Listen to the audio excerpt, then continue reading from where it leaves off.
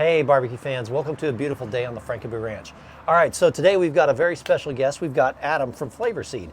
Welcome to the ranch. Hey folks. So Adam reached out. He is our affiliate sponsor for Academy of Q, and he's asked if we could do some cooking together. So here we are. We're gonna do a bunch of cooking today, and the first thing we're gonna kick off with is I've got this really beautiful steak here. So tell me about your rubs, Adam, and which one is gonna go good with this? Yeah, so we've got a couple out here that we could work with today. Okay. I've got a few things that are really great with steak. We've got a divine bovine, which is our kind of a chop house Montreal steak mixed with everything bagel, kind of chunky. You know, just really withstands the heat. Okay. Excellent on beef. We've got the OG, which is an ode to garlic, but it's also the OG. It's the kind of the original spice, right? It's salt, pepper, and garlic. Nice. Sometimes that's all you need. You just want to get super simple. Now we've also got a chocolate coffee rub, which I kind of geared more towards a brisket. It loves fat, like just kind of maybe a duck breast or a ribeye. This looks like a beautiful fillet here, so I think we ought to stick with either maybe the OG or the divine bovine there. Okay. Maybe we could just blend the two of them. Hey, okay, that's the fun of cooking. So my idea was I'm gonna bacon wrap this thing. So I'm gonna sear the bacon off really quick, and then we're gonna put this thing on the flat grill, and we're gonna sear it at 600 degrees, and we're gonna do what's called a reverse sear, and we're gonna cook it in the smoker once we do it. So I'm gonna let that bacon start cooking, and then let's go ahead and start with the seasoning. So you said the OG, you said? I would say, some OG is going to be great. Okay. You can check out this, here's the divine bovine right here. We can open this thing up and kind of smell it. Smells fantastic, yeah. Yeah, the OG, Salt, you cannot seasoning. go wrong with that. Great. And then here's some like chunkier. It's got a little bit of really nice. Okay.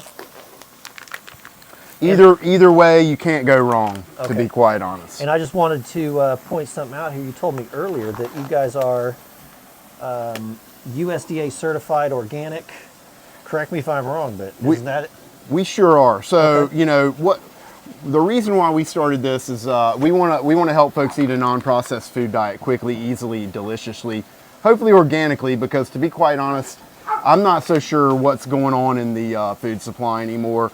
I know that being USDA organic, we've got a lot of certifications and governmental oversight that definitely helps in making sure that what you get is truly organic. There's not a bunch of chemicals. There's not a bunch of processed stuff in there. Exactly. And so, just to kind of do it the old-fashioned way, right? When I grew up, I knew where my food was coming from. It was from one of the farmers that my grandmother knew. So everything we were eating was grown kind of right there within 20 miles of us. Yeah, and like you said, with the food supply these days, you don't know where it's coming from. And if I can get something that's good, solid, organic product, I'm going to go with it over, your standard store-bought stuff any day of the week. Yep. Okay, so just so we're covering what we're doing here. Now, a big mistake that people make when they do a bacon wrapped anything is they don't try to cook the bacon off first. Yep. And what you're going to come up with is a soggy piece of bacon wrapped around a nice piece of meat. Yep. At the end of the day when you're done with it. So I like to sear it up just a little bit. And this is a huge steak, so this bacon piece is not going to fit all the way around, but that's all right. So let's pull this thing in here. The seasoning smells amazing, by the way. Thank you. Yeah, it's one of our favorites. We even, a lot of times we'll just put it in some olive oil, the divine bovine, and just use it as a bread dip, and it's so good. You'll eat a whole loaf of bread that way. And if you're eating whole foods and like a whole food type diet, you need that olive oil, you need that fat, right? And so, and everything's going to be lower in sodium than your normal.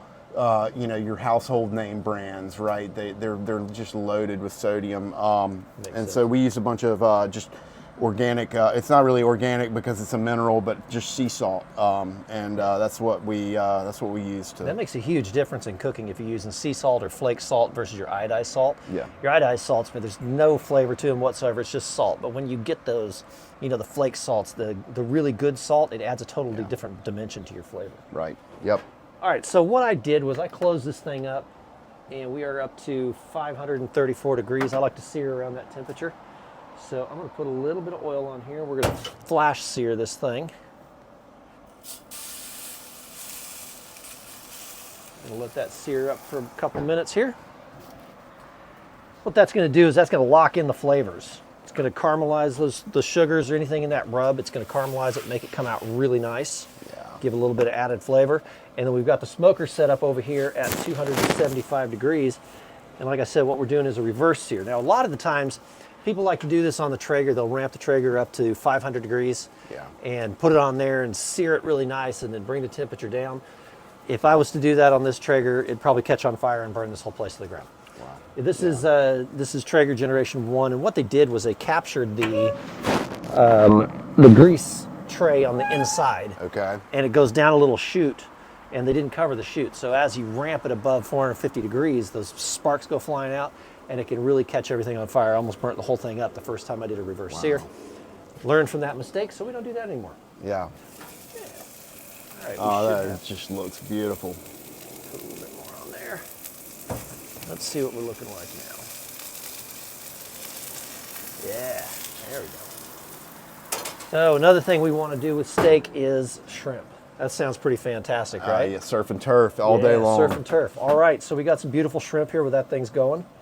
What are we using for seasoning on All right, so we debated about this, and I have a traditional North Carolina seafood seasoning, and we were talking about using it, but we kind of both of us kind of like a little spice in our life, right? Absolutely. And so I think what we're going to do, since we're smoking these, I think we're going to do a little chipotle, because that chipotle pepper is nothing more than a smoked jalapeno, right? Yeah. So it's already got some smokiness in the seasoning.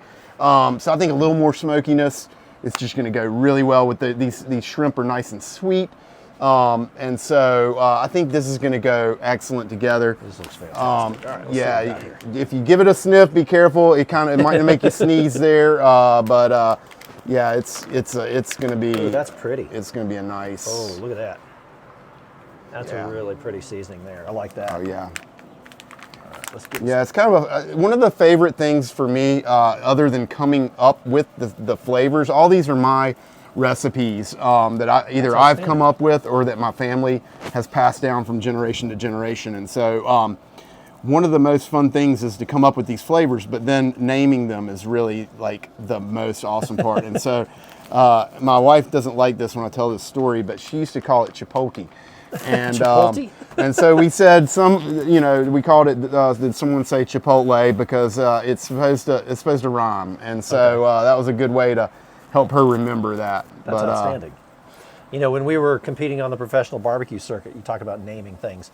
Our competition barbecue team name was McFrankenboo Barbecue. Okay. And my wife's maiden name was Hagenboo. My last name was Frank. So we put them together, and we were the original Brangelinos. Okay. We were the Frankenboos. Yeah. We still are to this day. Everybody calls us the Frankenboos. But since she's full-blooded Irish, we put the Mick on the front of it and came up with McFrankenboo. Nice. So it's fun doing I was kind of wondering where that came from. So that's excellent. That's All right, excellent. let's see where we're at on this steak real quick. I think we're about ready to pop this thing onto the smoker. Yeah. All right, we're looking really good. Bacon slid off there. Let's stick it back in. Okay. Yeah, the one thing I do really like about that divine bovine is just those big thick chunks. They really stand up to the heat. Okay. Even on a sear or just in the barbecue. Even when they get that garlic gets that char. Oh, it's so good. It is. It's. I do a lot of steaks. I'll do them hot and fast on a cast iron pan. Yeah. And at the end, you throw a little bit of chopped up garlic and some rosemary in there, and it just chars up really nice and turns out pretty fantastic like that. Yeah, and like I tell people all the time, I love getting creative in the kitchen, right? And so we have all these flavors to help people, right? And if you're not so inclined to try and create your own, your own thing, you know, use this. Yeah.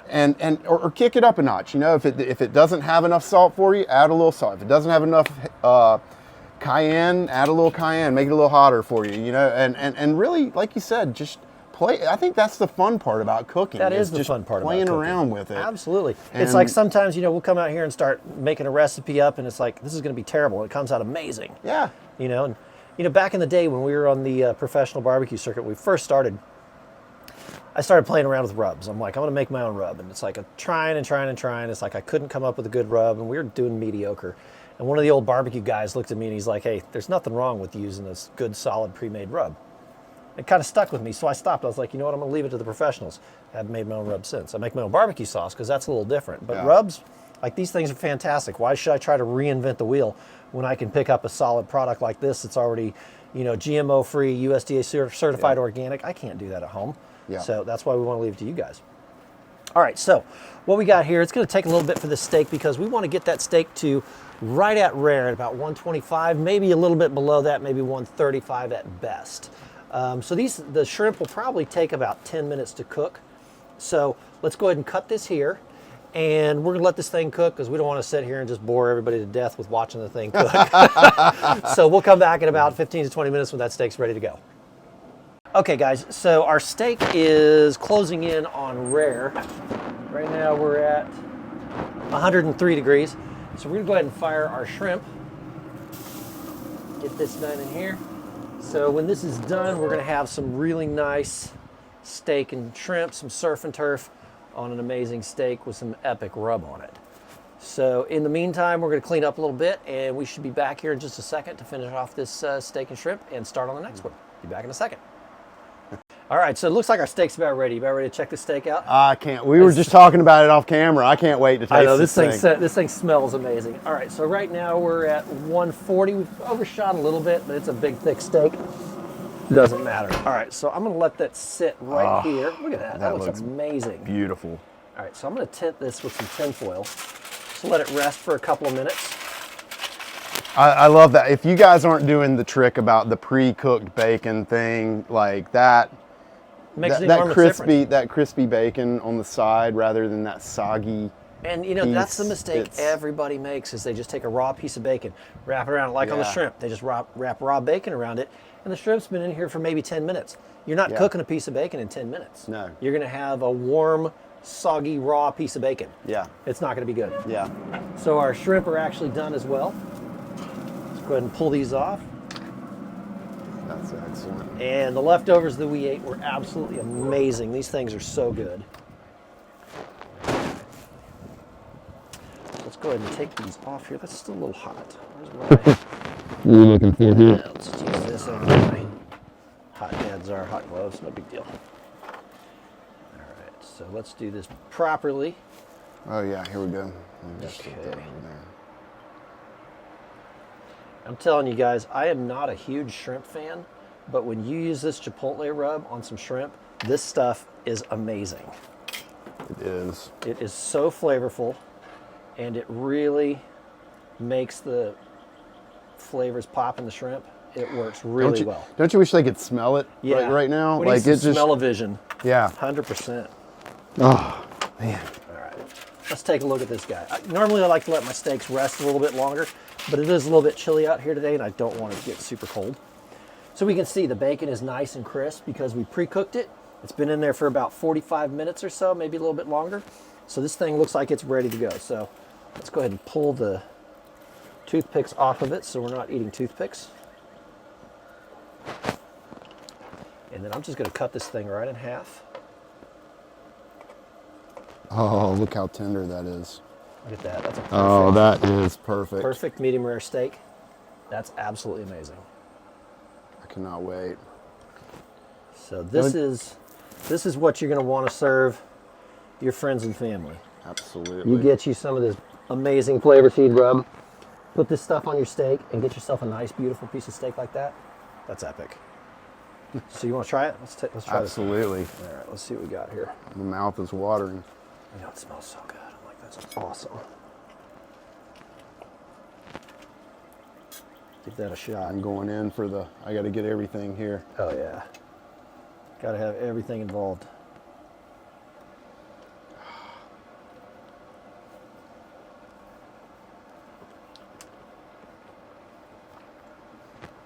That rub is fantastic. It really complements very well. If you don't like that, There's something wrong with you. just go to the doctor, ask him to check your tongue. You got something wrong. Because that is amazing. That is really, really good. That's awesome. Real super simple, guys. Go out and get you some of this amazing flavor seed rub. Use the ones that we recommended. Yeah, I'm sure they can always reach out to you if they have a recommendation. Absolutely. Yep. We've got a little on our website. We've got a little support button there. You can just hit it. Comes right to us. We try and answer questions really quick. Sometimes, we're busy doing stuff and we can't get right to it. But generally, we try and respond within the hour and get your questions answered. Outstanding. All right, so we're going to clean up here, munch on this steak and the shrimp a little bit, make you guys all super jealous, and then we're going to come back and we're going to do some chicken.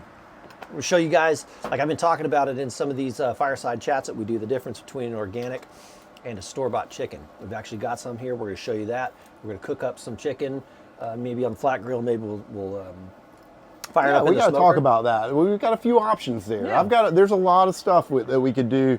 We could go lemon pepper. We could go with anything with wings. We could go with the Greek. We could go with the blackening.